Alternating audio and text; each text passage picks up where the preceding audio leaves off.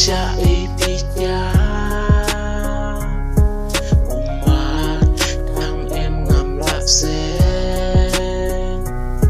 Isur trong phi ngầm lạc lên đăng shi tầng bọt chinh ina phi ngayo un benta nang api jai no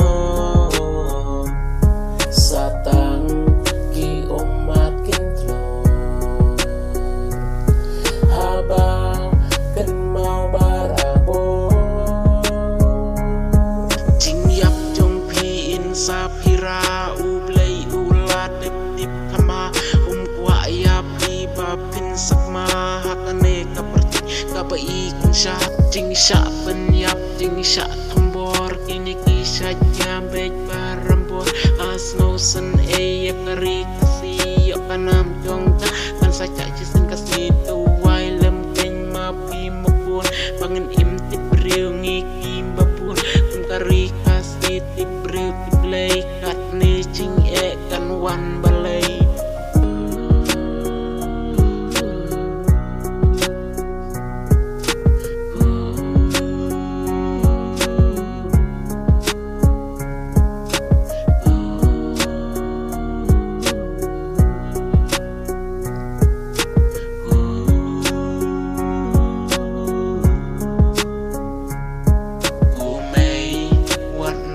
sẽ mây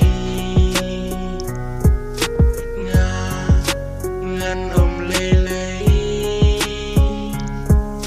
quạt ngâm đón bạt bi mây mây quạt nằm ngầu marue chính sáng chính cao mây nào pi ba ngày yo yang ngân ta mây kila say so